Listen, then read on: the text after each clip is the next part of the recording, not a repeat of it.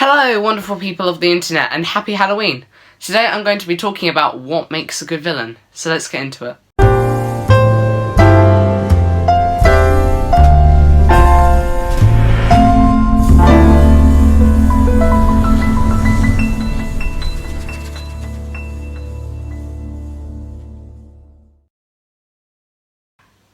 Before we begin, I just want to say that I'm dressed as Uncle Fester from the Addams Family. In case you didn't know, you might have thought I was Voldemort or Nosferatu, but no, I'm Uncle Fester.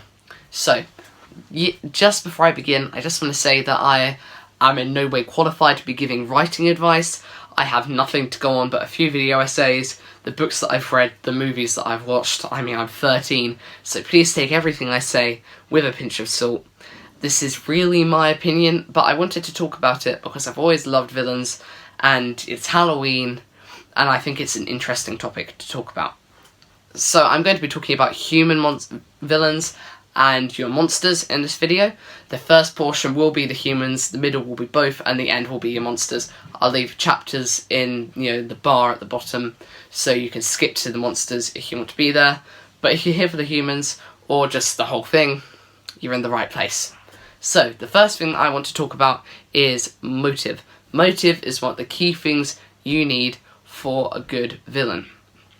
So, let me think of an example. Jack Torrance from The Shining. In The Shining, Jack Torrance is a recovering alcoholic with a psychic son, a deteriorating family situation, and an abusive past to boot. And he's just moved for his job to a hotel in the winter where there's no one but his family around and a ghost. And he is not the villain initially, but he does become the villain by the end of the story. And you get to see his motive unfold, so that's quite a good example. You don't have to do that, though. So, this ghost in the hotel takes advantage of his mind and how impressionable and, weak he is at the moment. He's sort of got a very bad mental health, which the hotel takes advantage of.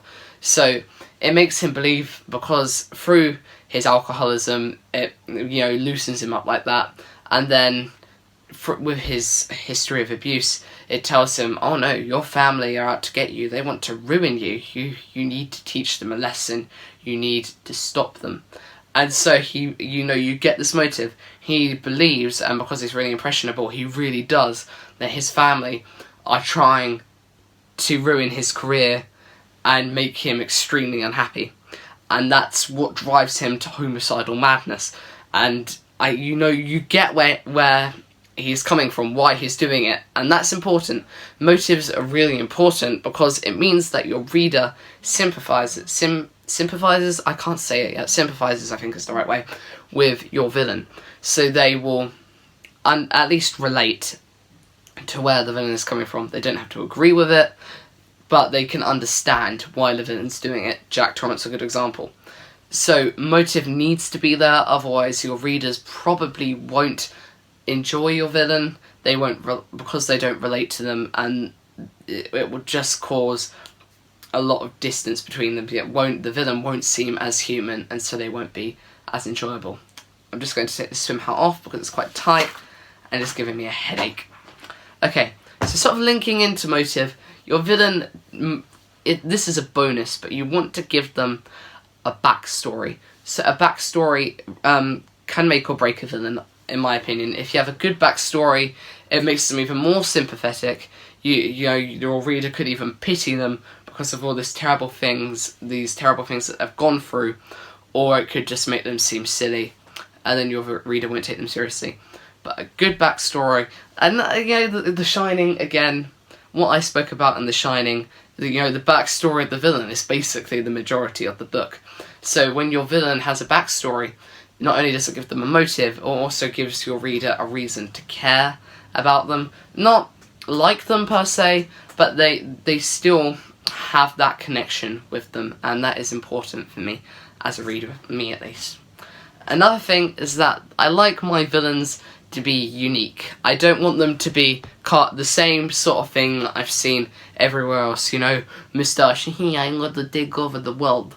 I like villains who are different. Now that can be their backstory, that could be their motive, it could be the powers that they have. I don't care, I just like you to give me something new. So let me think of... Yeah, I'm going to talk about Death Note now. So Death Note is a manga series. So Death Note, the main character in Death Note becomes the villain. So it's a bit like Jack Torrance again. But at the beginning of the story, he's the good guy. You know, what he's doing is he's got this notebook that can kill people, and he decides he's going to kill all the criminals in the world. And while that's a bit, you might not agree with that. You might think, oh, murder though, is that right? I don't think so. But his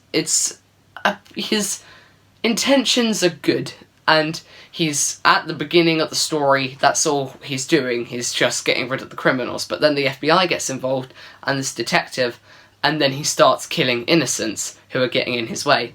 And even though the detective is the main villain of the story, I suppose, because he's going against the main character, the main character sort of becomes the villain of the story, depending on how you view it. He's definitely the bad guy, and so it's interesting. He might not be... No, the detective is the antagonist, which means that the main character, the protagonist, is something. It's an object, or a force, a person, that's stopping the main character from getting what they want. But I still feel that while the detective is the antagonist, Light, the main character, is the villain, because he's the one doing the bad things. He's the one committing mass homicide and killing innocents and criminals alike and slowly going insane.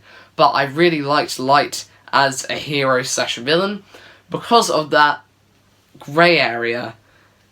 Is he a good guy? Is he a bad guy? Now, a lot of people will tell you that he's a bad guy, me included. But some people could say, no, Light was right. It's a matter of opinion. But that's what makes him great. I could talk about anime villains for a while. I recently finished Attack on Titan, which I will talk about because, oh boy, have I got a lot to say. I'm releasing a Misery review soon as well, because I'm about to finish that. So I'm very, very happy. I've got a lot to say, but I digress. Attack on Titan has another villain of that sort called Eren Yeager. So Eren Yeager, by the end of the Attack on Titan story, was the good guy, but then he becomes the bad guy, killing loads and loads of people. And that was really interesting too. I love villains. I love heroes turned villains, whether it's Jack Torrance, Light, Yagami, or Eren Yeager. They are amazing because they just give you so much to think about, but I'm going off track again. The point is I like my villains to bring something new to the table. I don't want them to be the basic moustache twirling, my destroyer-o-matic, take over the world villain. I want them to be interesting and new. And I haven't got much of a way to tell you how to do that, but take what you've read a lot of, or think about villains that you know, identify what they all have in common, or things that they change. Now, chances are the things that they all have in common are important, so do not change those, but you can see where they will have their differences, and you know that's the quality about your villain that you can change. That's very vague, but I have not got a good enough script for this video to go into that. But yeah, look at the villains that you can think of, identify the things that are different in all of them, and that's what you change in yours. And that will make a unique villain that will surprise the readers, because there's nothing worse than getting bored with cliches or tropes in a story. Now, tropes are important, so cliches more so are the bad thing. Cliches are the bad thing here. You don't want your villain to be a cliche, you want them to be new and exciting. Okay, so that links in, just like how backstory linked into motive. The next thing, the point of being unpredictable, sort of links in to unique. So you want your villain, you don't want your reader to be able to guess what your villain's going to do next. You want your villain to keep your hero and your reader alike on their toes. The Joker is a great example. Whatever movie he's in, whatever Batman movie, you never know what he's going to do.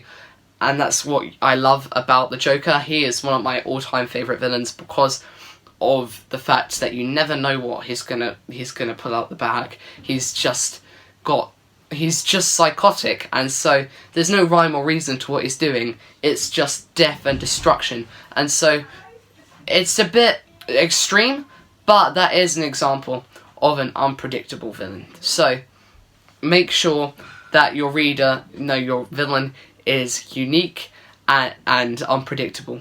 So if they're unique, chances are your reader won't be able to see what they're going to do because they won't be a cliche. So that sort of links together there. I'm going to go into the middle part where it's both humans and monsters. So if you're a monster, if you're someone who came here for the monsters, hello, we're going to get into that now.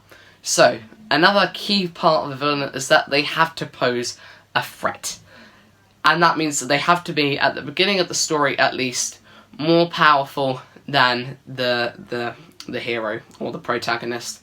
So that could be for numerous reasons. I'll go into three. Two. Number one could be that they are just physically stronger. They might have more magical powers than the main hero, or they might be super strong. Depending on the story you're telling, it could differ. But the point is that they have a physical advantage over your hero. And that means that your hero is forced to change and grow stronger to fight your villain. And there you have yourself a character arc for your hero. And if you don't have a character arc, then you don't have a story. So this is really important here. They have to be more powerful. But you could also have a mental threat. So your villain could be really smart and clever and make really elaborate schemes and strategies of how to, get in your hero's way. And so your hero has to change their way of thinking to combat this villain and their plan. And that can be really good as well. It could also challenge your hero's ideals, a bit like with Magneto and Charles Xavier from the X-Men series. So you have Charles Xavier, who believes that humans and mutants, the people with superpowers, should live in harmony. And then you have Magneto, who believes that mutants are the superior race and should rule over the humans. And so there you have two great polar opposites, because they challenge each other's ideals. And that means that they really pose a threat to each other mentally. Like with the Joker, in The Dark Knight, he is desperate to get Batman to kill him by the end of the film. And he carries on putting Batman in a situation where he's like, you're going to have to kill me. And Batman doesn't kill. So that's really challenging for him. So whether it's a mental challenge, a physical challenge, or an idyllic challenge, that sounded weird, but you know what I mean. Whether it's one of those three, as long as they present a big threat to the hero, then you're going to have yourself a good villain, because then you're going to have a character arc along with that, as the hero has to change to fight them and defeat them. Okay, so now this is a wholly monster point. Actually, I tell a lie, this can be a fact for any villain, but I will be using a monster example. So what I'm going to be talking about here is personifying your target audience's fears. So let me elaborate on that. You take your target audience's pre-existing fears, and then you make your villain a personification of that. You make them embody that fear. So if it's a broad idea, like the unknown, you make your villain a condensed version of that, so that they prey upon your readers' fears and make them more imposing. A great example would be the original Godzilla from the black and white Japanese film. That was made shortly after the nuclear bombing of Hiroshima and Nagasaki, and I actually watched a documentary on this. Godzilla was made as a personification of Japan's fears of nuclear energy and weapons following those nuclear attacks.